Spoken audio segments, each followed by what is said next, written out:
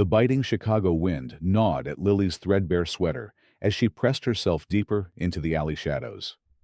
At just 7 years old, she'd already mastered the art of spotting miracles where others saw only despair. That evening, her miracle shimmered in the golden light of the Gilded Plate, where the city's elite dined on $100 steaks. Her empty stomach clenched as she watched them emerge, women in fur coats, men who smelled of cedar and privilege. Then she saw him. Jonathan Whitmore, the tech mogul, whose face graced every business magazine guiding his silent son toward a black town car. "Poor kid," murmured the valet, who sometimes gave Lily day-old croissants. "Born without a voice. All that money can't buy happiness." Something electric shot through Lily's bones when the boy turned. His eyes, hazel, like autumn leaves, locked onto hers with startling intensity. Before fear could stop her, she dashed across the icy sidewalk. "Mr. Whitmore!" Her chapped lips trembled. The man turned with the weary patience of someone constantly petitioned for favors. His gaze flickered over her dirt-smudged face, the duct-taped sneakers. "I don't carry cash," he said curtly. Lily swallowed hard. The words tumbled out before she could stop them. "I can help your son speak." Jonathan's laugh was brittle as January frost. Then, like a crack in the universe, the boy's small hand gripped his father's sleeve. "She's telling the truth," whispered Ethan, his voice rough from disuse. Jonathan's knees buckled. 7 years of silent treatments of doctors shaking their heads shattered in an instant. Ethan stepped forward, his fingers brushing Lily's wrist. "We shared the same stars," he murmured. Suddenly, Lily remembered the liquid darkness of the womb, the heartbeat that wasn't hers. Jonathan staggered against the car door as his son spoke again, louder now. "She's my twin. The one they said didn't make it." The city noises faded into white noise as Lily's knees hit the pavement. The foster system, the endless hunger, none of it was chance. Some bonds even time couldn't erase. Across the street, the restaurant hostess gasped as Jonathan Whitmore, billionaire recluse, fell to his knees in the snow and pulled both children into an embrace that shook with decades of grief. In that moment, the universe whispered its oldest secret: love wasn't something you earned. It was something you remembered. Jonathan Whitmore's penthouse had never felt so small. The air hummed with tension as Ethan clung to Lily's hand, his knuckles white. "She's my sister," he repeated, as if willing the world to believe it. Jonathan's throat tightened. He had spent years building walls of logic, brick by brick, to keep the grief at bay. Now, this ragged child with his son's eyes was tearing them down with a single touch. Dr. Chen, Ethan's neurologist, arrived in a flurry of questions. "You're telling me he just started speaking?" she asked, disbelief etching her features. Jonathan could only nod. Across the room, Lily flinched as the doctor reached for her wrist to check her pulse. "Easy," Ethan murmured, squeezing her fingers. "She's scared of hospitals." The words hung in the air, a detail no one had shared with him. Then came the twist that shattered Jonathan's composure entirely. Lily reached into her pocket and pulled out a tattered photograph, its edges frayed with age. A woman with Ethan's smile stared back her arms, cradling a newborn. "My foster mom gave me this," Lily whispered. "Said it was in my blanket when they found me." Jonathan's breath left his body. The woman was Elizabeth, his late wife. But the date scrawled on the back, November 12, 2018, was the day she died. Aunt Clara, Jonathan's sharp-tongued sister, burst in like a storm. "You're telling me this street rat is family?" she snapped. Ethan snarled a sound no one had ever heard from him and threw himself between Lily and Clara. "Don't talk to her like that." The ferocity in his voice sent Clara stumbling back. In the chaos, Lily's gaze locked onto the grand piano in the corner. Without a word, she walked over and pressed a single key. The note shimmered through the room. Ethan's lips parted. "That's Mom's song." Jonathan's knees hit the carpet. Elizabeth's lullaby, the one she'd hummed during her pregnancy, the one he'd never taught Ethan. Clara's face paled. Jonathan! The night Elizabeth passed. The nurses said she kept begging them to check the other heartbeat. The room spun. Somewhere in the whirlwind of grief and emergency surgeries, a second life had slipped through the cracks. A life that had somehow survived foster homes and frozen alleyways to find its way back. Jonathan reached for both children, his voice breaking. "You're both mine." Outside, the first snow of winter began to fall, wrapping the city in a silence that finally felt like peace. The DNA results wouldn't arrive for 48 hours, but the universe had already made up its mind. Emma sat on the edge of the guest room bed, her bed now running her fingers over the embroidered quilt. It smelled like lavender, like something out of a dream. Down the hall, she could hear Matt arguing with his Aunt Maggie. "She has to stay," he insisted, his voice firmer than it had ever been. Will stood in the doorway, watching Emma trace the crescent moon birthmark on her shoulder. The mirror image of Matt's. Then came the moment that changed everything. Emma's fingers froze when she spotted the silver-framed photo on the nightstand. A woman with kind eyes and Matt's smile. "That's her," Emma whispered. Will's pulse spiked. "You recognize Elizabeth?" Emma nodded slowly. "In my dreams, she sings this song, about fireflies and maple trees." Will's knees nearly buckled. Elizabeth's song. The one she'd written during her pregnancy, the one she'd whispered only to their unborn child. The one no one else could know. Maggie stormed in her phone, clutched like a weapon. "Will, the investigator just called. There's no record of a twin birth at Mass General, but the nurse who attended Elizabeth resigned abruptly that week." Her voice dropped. "And get this, she died in a hit-and-run 3 months later." A cold realization slithered down Will's spine. Someone had buried this secret. Permanently. That night, as thunder rattled the penthouse windows, Emma jolted awake, screaming. Matt was at her side in seconds. "The bad man took me," she sobbed, clawing at her own arms. "He said I was a mistake." Will gathered her shaking body against his chest, her tears soaking his shirt. For the first time in 7 years, he prayed not to the gods of logic and reason, but to whatever force had brought his daughter home. At dawn, the private investigator arrived with a manila envelope. Inside, a grainy security, still from the hospital's parking lot. A shadowy figure carrying something bundled in a blanket. The timestamp, November 12th, 2018. 6:23 a.m., 6 minutes after Matt's recorded birth. Will's hands trembled as he pulled out the final photo. A birth certificate altered with surgical precision. Single live birth.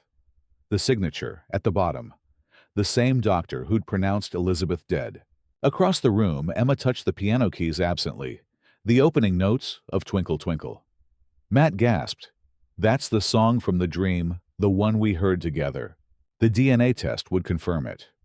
But Will already knew the truth in his bones. Somewhere in the chaos of his wife's final moments, a heartbeat had been stolen. And now, against all odds, it had found its way back. He knelt before Emma, cupping her face, his daughter's face, and made a promise. "We're going to find out who did this." Outside, the storm broke. But for the first time in years, the Montgomery home was filled with light. The Cape Cod estate smelled of salt and old wood, a place frozen in time.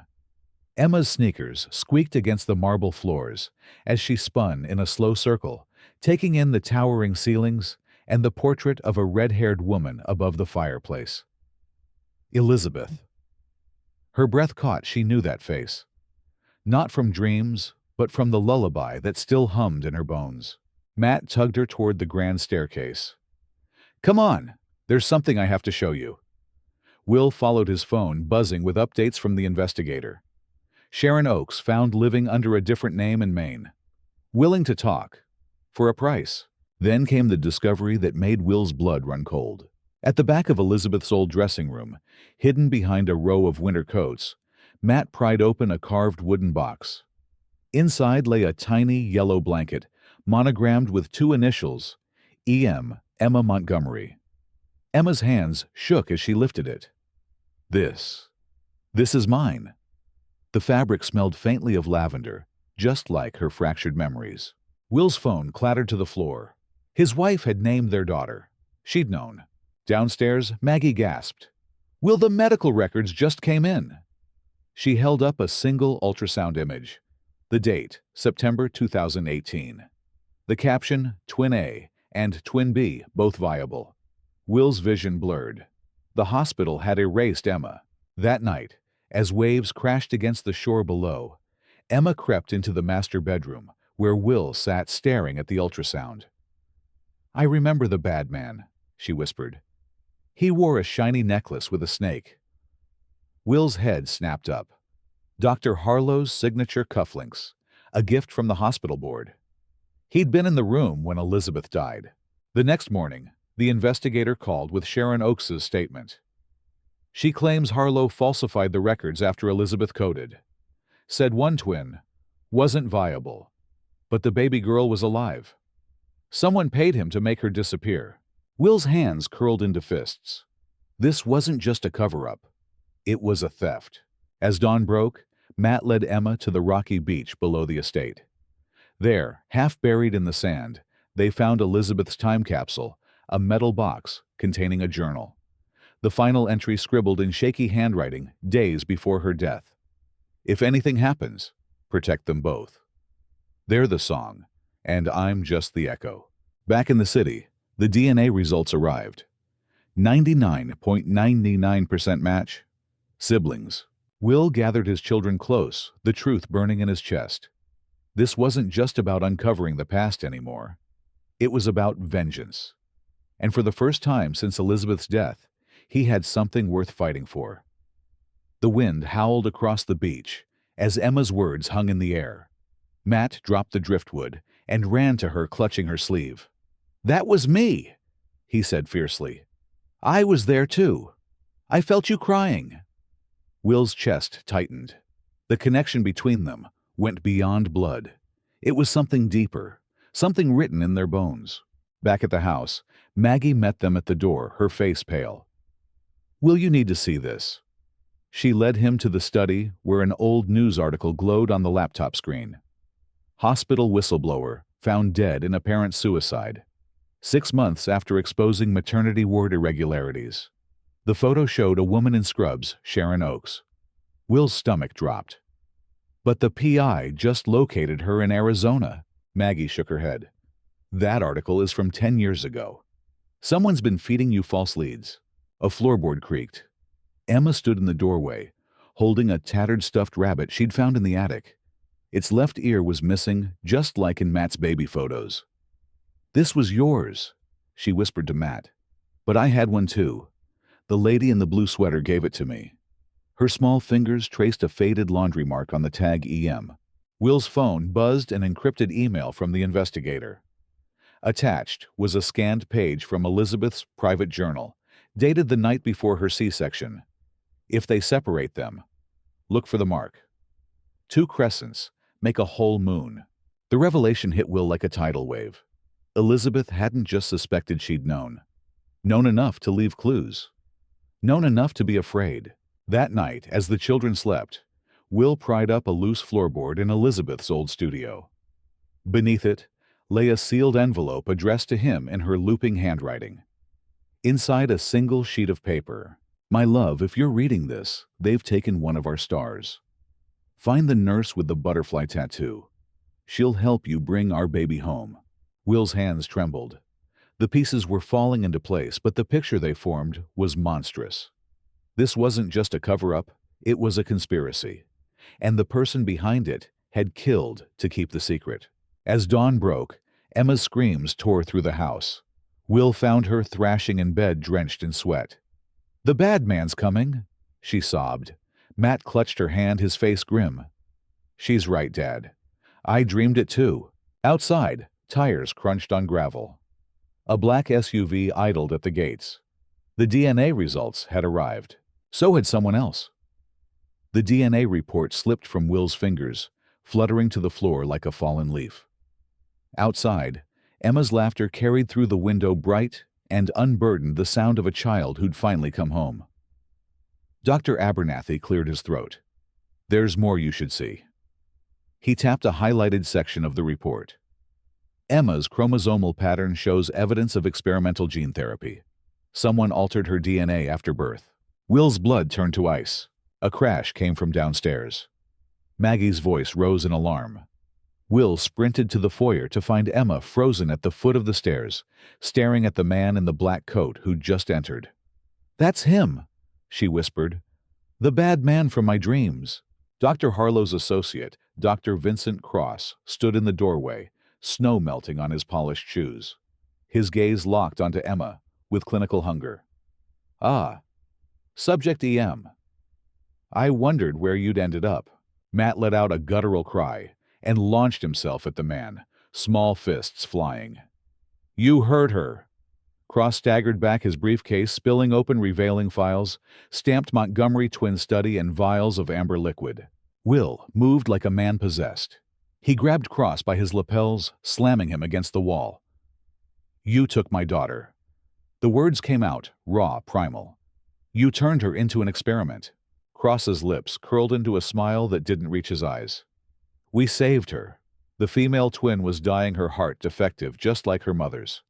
Harlow's gene editing gave her a fighting chance." His gaze flicked to Emma. "Though we never expected her to survive the foster system. Pity the Petersons couldn't follow simple instructions." Maggie gasped. The pieces clicked together. The adoption. The payoff. The cover-up. Not a kidnapping for profit, but something far darker. A medical trial conducted on stolen children. Emma began to shake, clutching her chest, where a faint surgical scar curled beneath her collar. Matt pressed against her side, his voice fierce. "She's not your subject. She's my sister." Sirens wailed in the distance.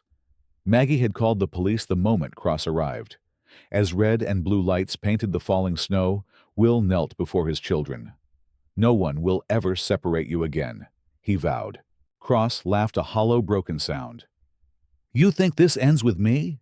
The benefactors behind this study have more power than you can imagine." Will tightened his grip. "Let them come." Outside, the first reporter's cameras flashed. The world would know the truth now, and for the first time since Elizabeth's death, the Montgomery family stood together, whole, unbroken, and ready to fight. The hospital corridor stretched before them, its sterile walls lined with cheerful murals that did little to mask the antiseptic smell. Emma gripped Will's hand tighter as they approached the genetics lab, her small fingers trembling despite her stubborn frown. "I don't need more tests," she muttered, kicking at a loose floor tile. "I'm not broken." Will crouched to meet her eye level. "This isn't about fixing you, sweetheart. It's about understanding what they did." He pulled a faded Polaroid from his coat pocket. Elizabeth, heavily pregnant, cradling her belly with both hands. A date stamp in the corner, 11/10/18. The nurse with the butterfly tattoo gave this to the investigator. "See what she wrote on the back." Emma turned the photo over. In smudged ink it read, 2 heartbeats. "Protect them." A door swung open down the hall. Dr. Chen, the geneticist, beckoned them inside, where Matt sat swinging his legs beside an MRI machine. "We found something unusual," she said, pulling up scans on a lightbox. Emma's neural pathways show traces of synthetic mRNA markers, experimental treatment typically used for severe chromosomal disorders. She pointed to a highlighted area. "But here's what's extraordinary. Matt's brain scan shows identical markers despite never receiving treatment." Will's breath caught. "How is that possible?" "Because we shared everything," Matt interjected, as if explaining why the sky was blue. "Even when we were apart." He reached for Emma's hand, and in that moment, the machines around them emitted a synchronized ping. Dr. Chen's monitor lit up with dual brainwave patterns perfectly mirrored, perfectly in sync. Emma's eyes widened. "The bad man said they fixed my heart. But they did something else too, didn't they?" Before Dr. Chen could answer, alarms blared through the hospital. Red lights flashed as a voice overhead announced security breach, maternity ward. Will's phone vibrated with a text from Maggie Cross. Escaped custody. He's coming for the research. Matt suddenly gasped, clutching his chest. Emma, it hurts! His words dissolved into wheezes as Emma doubled over in identical distress. Their connection wasn't just emotional, it was physiological. Whatever Cross had engineered in Emma now pulsed through Matt too. Will gathered both children against him as hospital staff rushed in. Outside the door, a shadow moved a man in a lab coat too big for his frame. Cross wasn't here for data. He'd come to finish what he started. The nurse's hands trembled as she pressed a small, yellowed envelope into Will's palm. Sharon gave me this before she disappeared. She said, if the truth ever came out, to give it to you. Inside was a single hospital bracelet. Baby girl Montgomery, 11, 12, 18, 6:19 a.m. And a faded Polaroid of a red-haired nurse cradling a newborn. Scrawled on the back, they paid us to lie. Will's vision tunneled. The pieces were falling into place with terrifying clarity. A crash echoed from the consultation room. Through the glass, Will saw Emma suddenly stand, knocking over her chair, her small hands pressed to her temples. Matt, he's scared, she whispered. At that exact moment, down the hall in the pediatric ward, Matt's scream tore through the hospital. Will sprinted toward the sound, nearly colliding with Dr. Santos, who was rushing out of the elevator. Mr. Montgomery, your son just had a seizure. He's stable, but... Emma cut her off, her voice eerily calm. It's not a seizure. It's them. The bad men found us. She pointed to the security monitor above the nurse's station where a black van idled at the emergency entrance. Two figures in lab coats stepped out. Nurse Patricia gasped. That's Dr. Harlow's research partner, Vincent Cross. And the woman next to him. That's Sharon Oakes. Will's blood ran cold. The conspirators weren't just covering their tracks. They were erasing them. He grabbed Emma's hand. We're leaving. Now. But Emma pulled free, her eyes blazing with a determination far beyond her years. No! We're finishing this. She turned to the stunned doctors. You wanted to study our connection, watch this. Down the hall, Matt sat bolt upright in his hospital bed, as if pulled by invisible strings. His and Emma's voices merged in perfect unison. They took me from the incubator. The woman in the blue sweater lied. The overhead lights flickered. Monitors around them began displaying identical brainwave patterns, despite the children being rooms apart. Dr. Santos's clipboard clattered to the floor. This isn't just twin telepathy. This is neural synchronization. Their brains are functioning as one. A code blue alarm blared as Cross's team forced open the stairwell door. Will braced himself, but then the hospital's security gates slammed shut, automatically trapping the intruders. Emma smiled grimly. Matt remembered the emergency protocols from when he broke his arm last year. Outside, sirens wailed. The truth, it seemed, had teeth. And the Montgomery twins were done running. The desert wind howled through the screen door as Sharon Oakes stared at her trembling hands. I knew this day would come, she whispered. Then her head snapped up, eyes locking onto Will with sudden intensity. But you don't understand, they threatened my grandchildren. She lunged for a photo album, flipping to a page marked with a dried rose. The picture showed a younger Sharon standing beside Elizabeth's hospital bed, but it was what lay in Elizabeth's arms that made Will's heart stop. Two tiny bundles. Two pink faces peeking from identical striped blankets. The night your wife died. Sharon choked out. She woke for 3 minutes after delivery. She held them both. Named them both. Her finger traced the photo's edge where someone had torn away a corner. Harlow found out. That's when the threat started. Will's phone buzzed a security alert from the penthouse. Camera feeds showed two figures scaling the service elevator. Emma's face appeared on screen, her whisper frantic. Daddy! The bad men are here! Sharon grabbed Will's arm. It's not just about covering up a kidnapping. They need Emma. Her DNA holds the key to their research. The same gene therapy that saved her heart. She swallowed hard. It's killing the others. A car screeched outside. Through the blinds, Will saw black SUVs surrounding the house. Sharon shoved a key into his hand. Back door leads to the garage. Take my bike. Go. As Will hesitated, she pressed a second photo into his palm. Elizabeth pale, but radiant, cradling two newborns. Scrawled in shaky script, "My beautiful moons. Never let them be parted." The front door exploded inward. Will barely made it to the Harley before bullets pinged off the garage door. As he roared into the desert night, his phone connected to the penthouse security feed. The screen showed Emma and Matt standing back to back in the playroom, their small hands clasped together. Around them, the intruders staggered like drunk men clutching their heads. Then, Emma looked straight into the camera, her eyes blazing with an ancient knowing.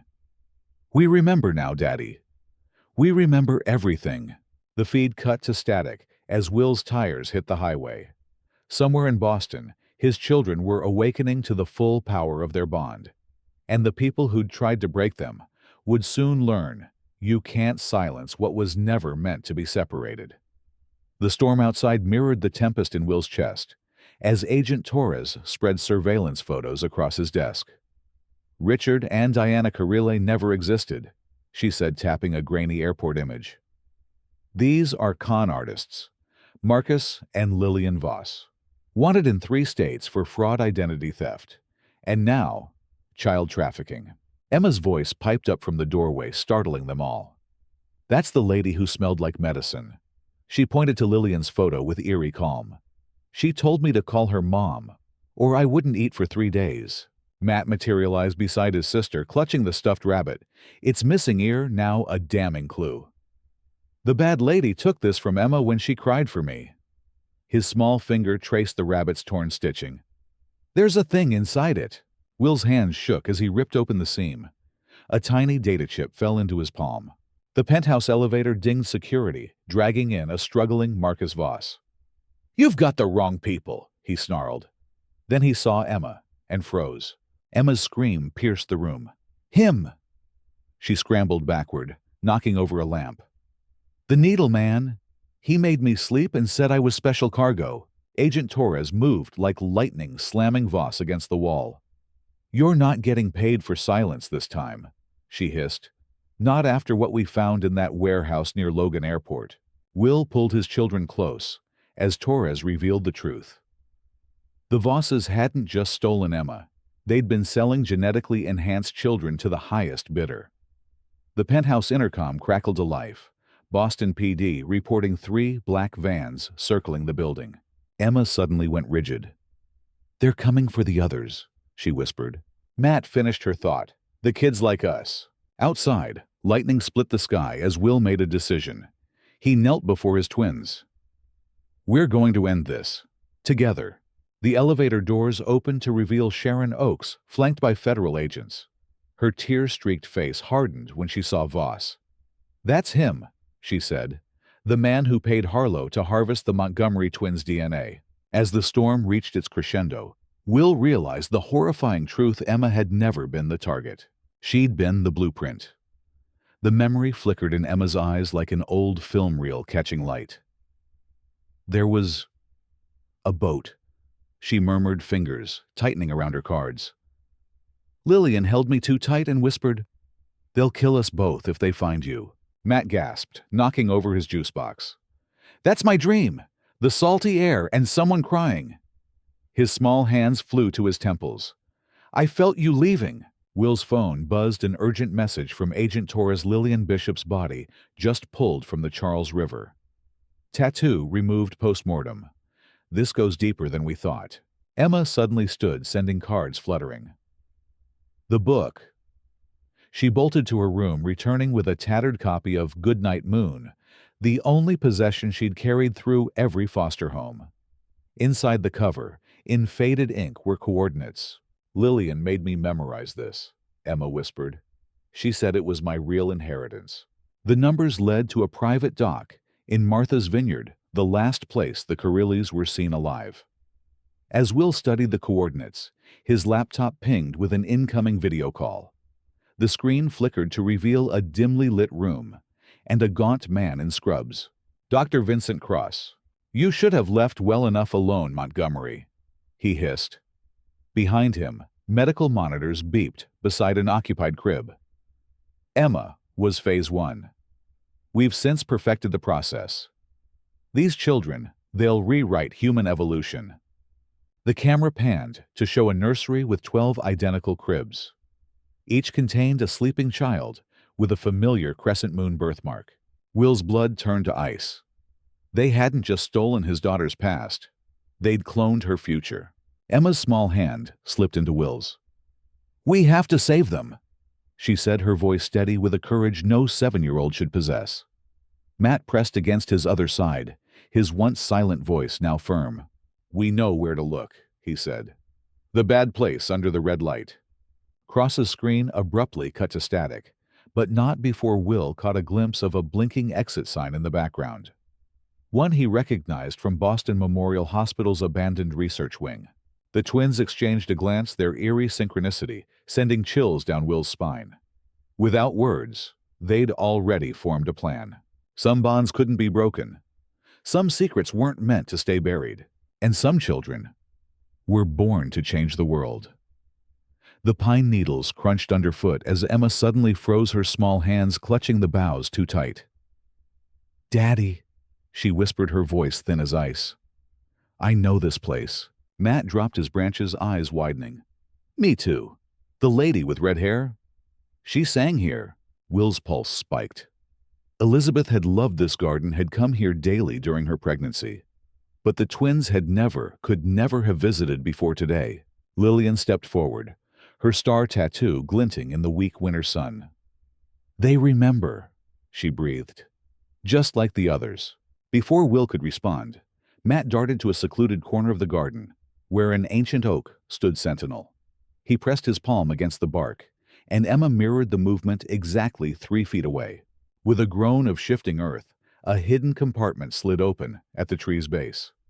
Inside lay a waterproof case containing Elizabeth's missing journal.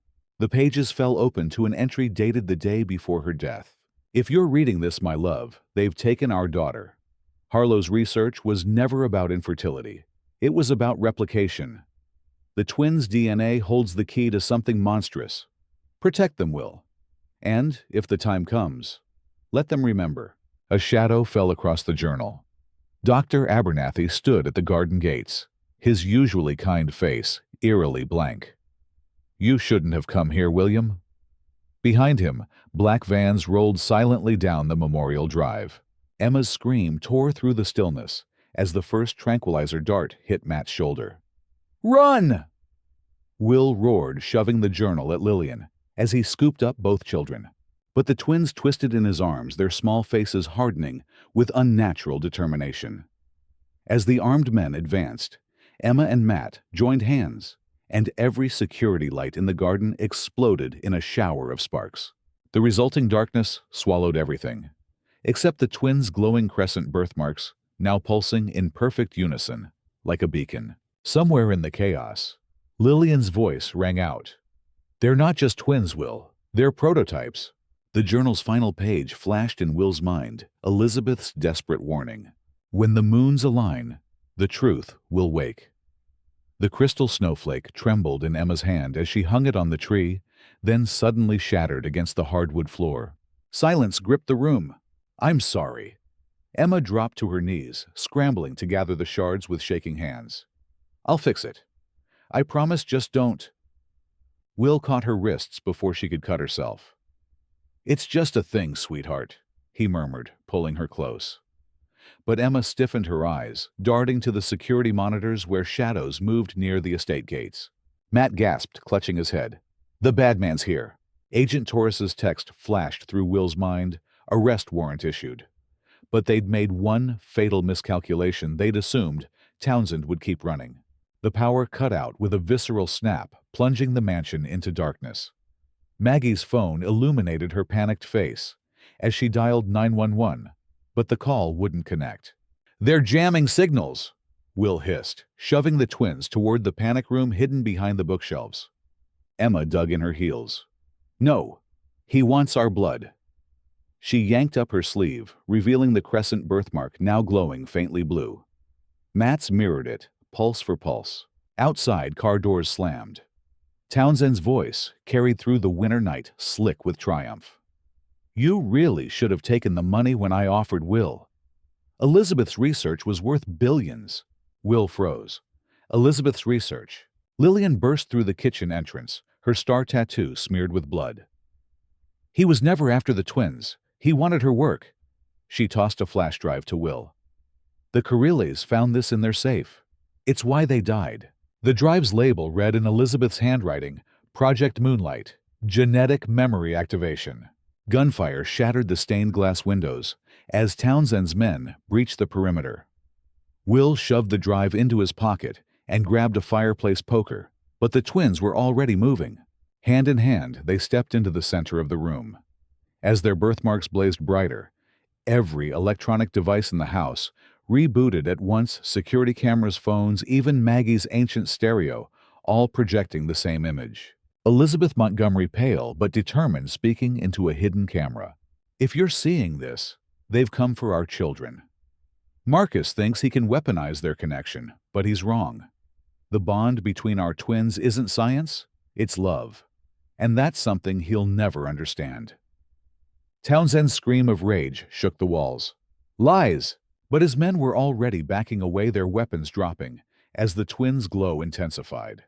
The last thing Will saw before the light became blinding was Emma turning to Matt with tears in her eyes. She knew we'd find each other. Then the world went white. Sarah's glass slipped from her fingers, shattering on the hardwood. "Marcus was there that night," she whispered, her voice raw with revelation. "He brought Elizabeth that damned herbal tea she drank before the hemorrhage started." Will's blood ran cold. The same tea Elizabeth had sworn by during her pregnancy, the one Marcus had specially imported. A sudden crash came from the great room. Will threw open the study door to find Emma backed against the Christmas tree, her small body rigid with terror. Sarah's chauffeur, a hulking man with cold eyes, had Matt in a chokehold, a syringe glinting in his free hand. "Grandmother!" Matt gasped, his tiny fingers clawing at the man's arm. Sarah pushed past Will with surprising strength. "Gerald, what in God's name?" The chauffeur's smile sent chills down Will's spine. "Ms. Bennett didn't come alone, Mr. Montgomery." He pressed the needle to Matt's throat. "Marcus sends his regards." Emma let out a guttural scream, not of fear, but of rage. The Christmas lights exploded in a shower of sparks, as every electronic device in the house surged to life, blaring Elizabeth's voice from hidden speakers. "The twins' DNA isn't the weapon, Marcus. It's the cure." Gerald staggered back, his grip loosening just enough for Matt to wrench free. Sarah moved like a woman possessed, driving her pearl-handled letter opener into the chauffeur's thigh. As the man howled, Lillian burst through the patio doors with Agent Torres and a SWAT team. "We traced Townsend's call," she shouted. "He's been using Sarah's phone to—" Her words died as Sarah calmly wiped Gerald's blood from her hands. "No, dear. He's been using me." The elderly woman straightened her Chanel suit with eerie composure. "For 7 years." Emma's whimper cut through the room. "The lady from my nightmares. She smelled like you." Sarah's mask of gentility crumbled. "I only wanted what was best for the research. Elizabeth was wasting her genius on motherhood." Will lunged, but it was Matt who struck first, his small fist connecting with Gerald's knee in precisely the spot that would drop a grown man. As the chauffeur collapsed, Emma yanked the syringe from his hand and held it to Sarah's throat with terrifying precision. "You took my mom," she hissed. "Now I take you." Agent Torres intervened just in time, cuffing Sarah as the old woman spat her final revelation. "You'll never contain what Elizabeth created. The other subjects are already—" A single gunshot rang out from the driveway. Gerald slumped forward, a bullet hole between his eyes, and through the shattered window Marcus Townsend gave them a mock salute before vanishing into the night. The twins' synchronized scream shook the room as their birthmarks blazed white-hot. Somewhere in the darkness, 12 other children woke screaming in perfect unison. The war wasn't over. It had just begun. The SUV door flew open before Will could respond. Lillian stood panting in the snow, clutching a scorched hard drive. "We found Elizabeth's research." Her star tattoo glistened with sweat. Townsend wasn't just studying the twins. He was trying to replicate their bond. Will's phone buzzed with a frantic text from Maggie. Twins gone. Security footage shows them walking out front door like they're in a trance. Agent Torres's radio crackled to life. Subjects Alpha through Lima, exhibiting synchronized behavior at all locations. We've got 12 kids screaming about the red door from Boston to Buenos Aires. Will didn't hesitate. He grabbed the hard drive and sprinted toward the burning wreckage, the snow burning his ankles as he plunged through the collapsing doorway. Flames licked at his jacket as he spotted what the twins had somehow known would be there. A crimson emergency exit, its paint blistering in the heat. The door swung open to reveal a stainless steel elevator. Inside, a single button glowed sub-level 5. As the elevator descended, the hard drive in Will's hands suddenly whirred to life. Elizabeth's face materialized on its tiny screen, not a recording, but a message waiting 7 years to deliver. If you're seeing this, they've activated the others. The synchronization isn't about genetics, it's about frequency. The twins emit a neural wavelength that can heal or control. Townsend wants an army of psychic soldiers. But our children, they're the cure. The elevator doors opened onto a nightmare. 12 glass incubation pods stood in a perfect circle, each containing a child with Emma's birthmark. At the center, Marcus Townsend stood between the twins, his hands on their temples as their glowing crescents pulsed in unison with the pods. Perfect timing, Will, Marcus sneered. You're just in time to watch your children rewire humanity. Emma's head snapped up, her eyes blazing with unnatural light. But when she spoke, it was in perfect unison with Matt and the 12 sleeping subjects. Daddy, we found the others. The facility's lights exploded in a cascade of sparks, as Will made his choice not to pull his children away, but to join their linked hands. The resulting energy wave flattened Marcus against the far wall, as every pod hissed open simultaneously. Some bonds couldn't be broken, some fires couldn't be contained, and some families were meant to change the world. The piano's final note hung in the air like a held breath as Emma turned to face Will. Not dreams, she whispered. Memories. Matt's crayon snapped in half as he added a chilling detail to his drawing, a red-haired woman slumped against glass, her handprint smeared in blood. Mommy tried to stop them. Will's phone vibrated with an incoming video call from Dr. Abernathy. The neurologist's face was ashen. William, you need to see this. I ran the twins' latest brain scans through Elizabeth's old research algorithms. His screen split to show 2 neural maps pulsing in perfect rhythm. Their brainwaves aren't just synchronized, they're identical, down to the millisecond. This isn't natural development. It's engineering. A notification pinged Agent Torres, texting crime scene photos from Townsend's incinerated lab. Among the ashes, a single intact file labeled Project Gemini showed Elizabeth's signature beside a DNA helix diagram with 2 anomalies circled CRISPR-Cas9 edits, confirmed in subjects A and B. Neural bridge established in utero. Emma's small hands suddenly slammed down on the piano keys in a dissonant chord. He's coming! She shrieked as all the lights in the penthouse flickered to the rhythm of a heartbeat. Matt's drawing floated off the table, suspended by some unseen force, as his voice dropped an octave too deep for a 7-year-old. The other doctor survived. The elevator dinged. Dr. Vincent Cross stepped into the penthouse, his lab coat pristine, a syringe glinting in one hand. But it was the man behind him who made Will's blood freeze, a silver-haired figure with Elizabeth's eyes. "Hello, William," said Richard Carril, very much alive. "Did you really think we'd let you keep such valuable intellectual property?" Emma's scream wasn't just sound. It was a weapon. Every window in the penthouse shattered outward as 12 distant voices answered her call. Some bonds couldn't be broken, some fires couldn't be contained, and some families were born to burn the whole damn system down. The basement door creaked open with the weight of 7 years of dust and grief. Will's flashlight beam cut through the darkness, illuminating Elizabeth's workspace. Frozen in time, her coffee mug still half full, her lab coat hanging on the back of the chair as if she'd just stepped out. Emma gasped, her small fingers brushing a framed photo on the desk. Elizabeth, heavily pregnant, standing between two incubation pods, labeled Subject A and Subject B. She knew we were special, Emma whispered. Matt darted to a large metal cabinet, his hands moving with eerie certainty, to enter the combination 11 to 1218. The lock clicked open to reveal rows of cryogenic vials and a single black notebook labeled Project Moonlight Final Findings. Will's hands shook as he flipped it open to the last entry.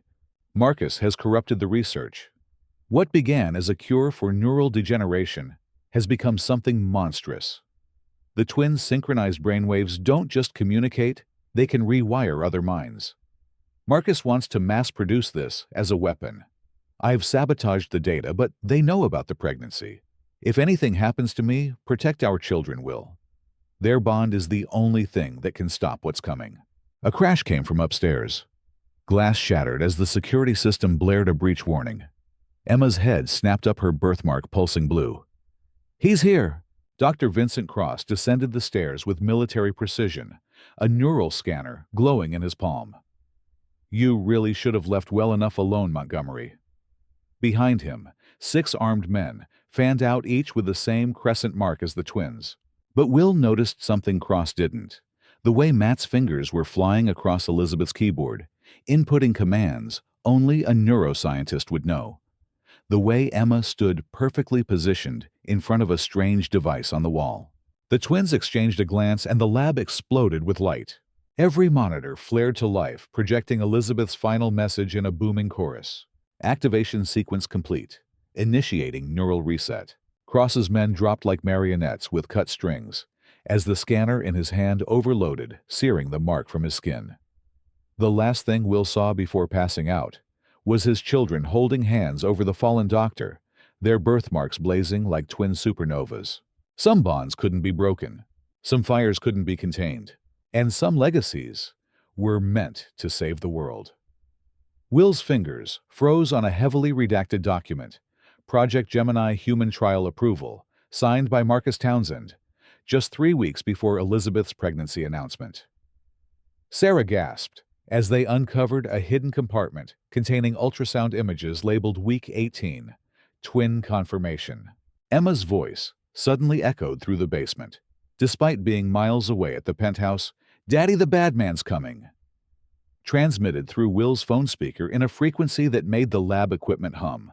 The lights flickered as Elizabeth's old computer monitor blinked to life by itself, displaying security footage of Marcus leading a team into the penthouse elevator. Matt's face appeared on screen, his eyes glowing with unnatural awareness as he typed commands with one hand while holding Emma's wrist with the other, their birthmarks pulsing in sync. Sarah clutched Will's arm. My God, they're hacking the building systems. But it was the next image that turned Will's blood to ice. A live feed from an unknown location showing 12 children strapped to medical chairs, their own crescent marks illuminated as they thrashed in unison. The caption read, "Activation sequence 92% complete." Elizabeth's final journal entry scrolled across the screen in blood-red text. They've weaponized the research. The twins aren't subjects, they're the control mechanism. Their synchronized brainwaves can activate or deactivate the others.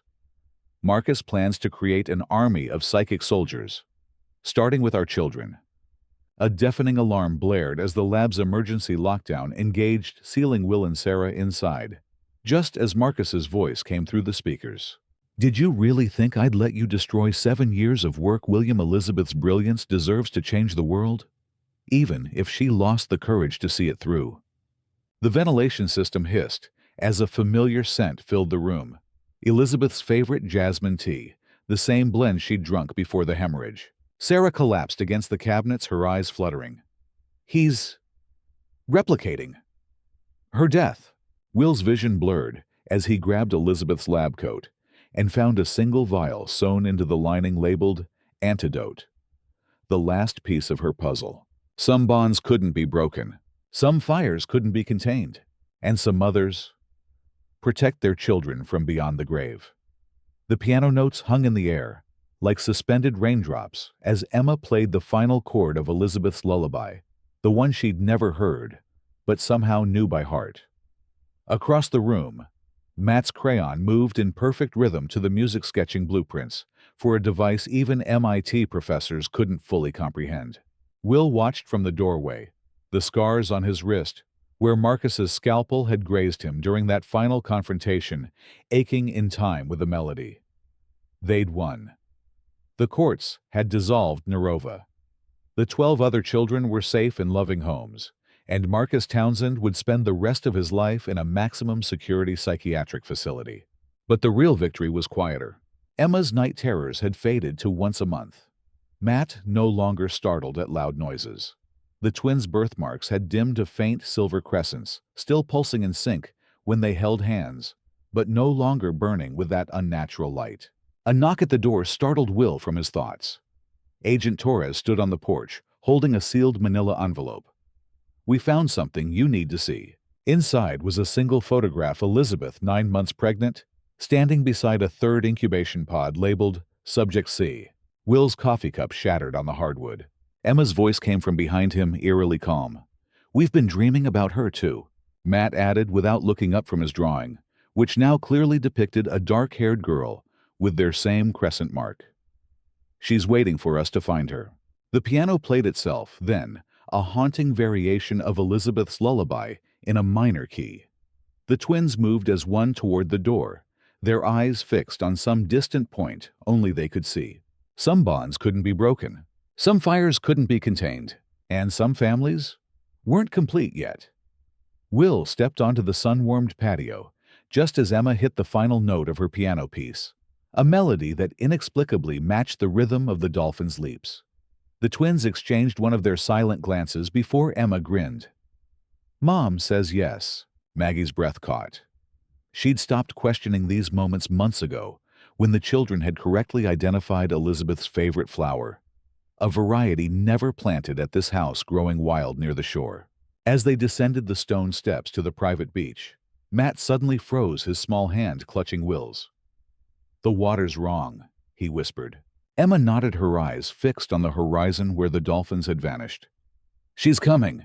A wave crashed louder than the others, depositing an unfamiliar object at their feet.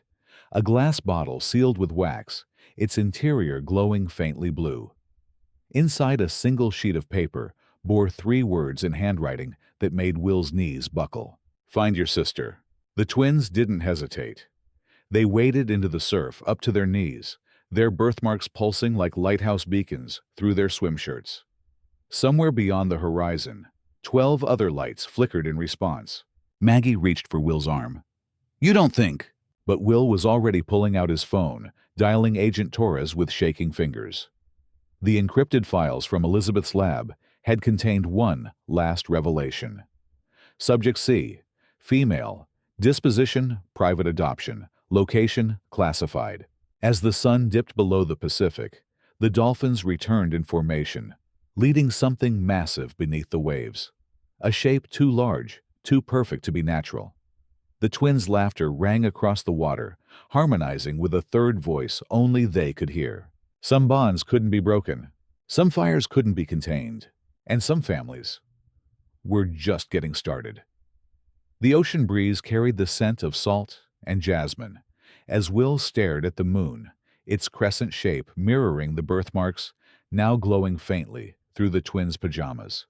He didn't need to turn around to know they'd appeared beside him. The synchronized cadence of their breathing was unmistakable. "We had the dream again," Emma whispered, pressing something cold into Will's palm, a seashell etched with coordinates. Matt pointed to the horizon where the water rippled unnaturally. "She's waiting at the red door." The shell's markings matched the classified naval base, just visible in the distance. Will's phone buzzed with a notification. The Elizabeth Montgomery Foundation had just received an anonymous donation, $15 million, the exact amount paid for Emma's adoption. The twins' hands found his, their touch humming with that impossible current. "Don't be scared, Daddy," Emma murmured. "Mom planned everything." As the first tendrils of dawn painted the sky, 3 figures walked toward the shore where the dolphins had gathered. Some bonds couldn't be broken, some fires couldn't be contained, and some love stories never really ended. The ocean swallowed the last light of day, as Will stood between his children, their small hands warm in his. Emma leaned her head against his arm, the street-hardened edge in her voice now softened by security. "We were never really lost," she said, "just waiting to find each other." Matt squeezed Will's other hand, his once silent voice, now steady as the tide. "And now, we'll help others find their way home, too." In the distance, the Foundation's new research vessel, named Elizabeth's Light, cut through the waves, its hull painted with twin crescent moons.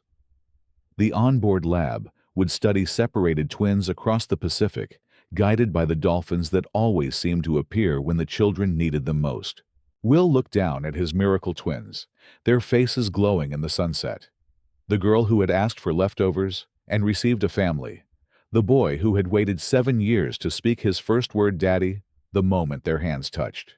Some bonds couldn't be broken, some fires couldn't be contained, and some love echoed across oceans through years beyond death itself.